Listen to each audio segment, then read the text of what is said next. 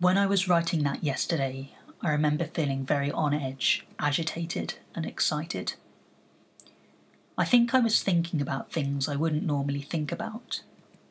I have control over everyone and can manipulate people for my own benefit. I don't need to eat ever again. This morning, I'm in a low. The only thing I want to do today is die. My body is completely drained of all energy, like an empty shell that's being unkindly forced to exist in suffering. I don't want to compose. I don't want to eat. I just want to die. If I had a gun right now, I'd shoot myself.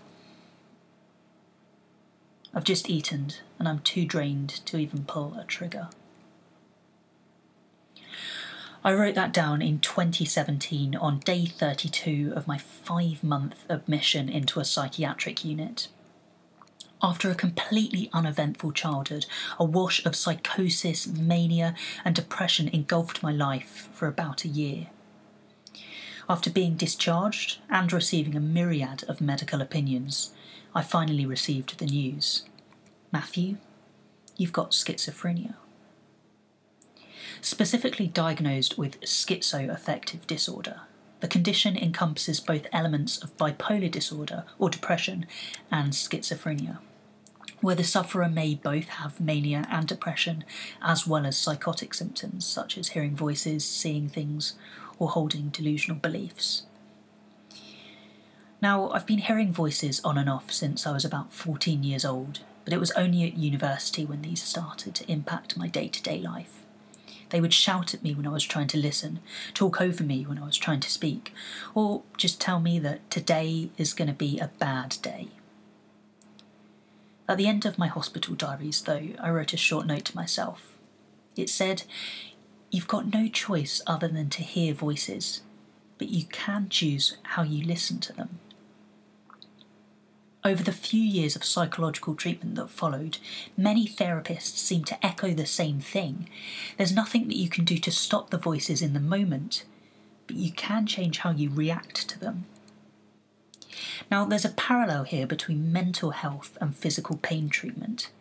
If you suffer from an excruciating pain in your elbow, you can become increasingly frustrated by the pain, or you can focus deeply on the pain, noticing and being mindful of every element of the pain, how the pain may pulsate or ache or radiate up the arm.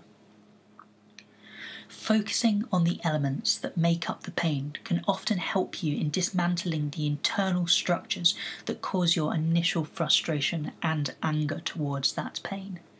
Now, for me, it's the same with hearing voices. I might be hearing a voice telling me that you're worthless.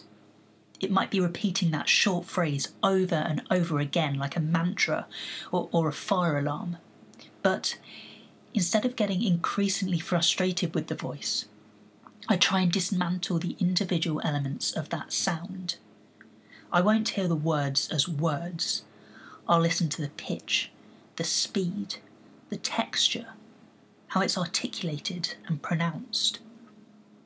As someone with schizophrenia, I feel that I could deal with voices better, but as a composer and musician, more importantly, I still found listening to music really difficult. So, maybe if I listened to music in the same way I listen to the voices, I might hear sound in a new way. So I tried it, and I did.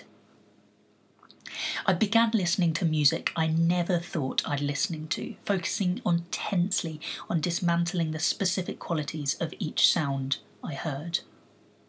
The more I listened, the more self-aware I became, and subsequently, the better my mood was.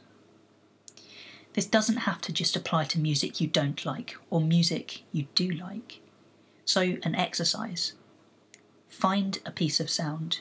It might be a soundscape, or some ambient sound, or it might be some music. Make it a mission to invest every bone in your body to listen to that sound. Notice the different layers, the textures, how it might even interact with your surrounding environment. Now, this doesn't have to just relate to a more formal listening experience, though. It might be the sounds around you when you're walking through a woodland, waiting in a queue, or sitting on a bus.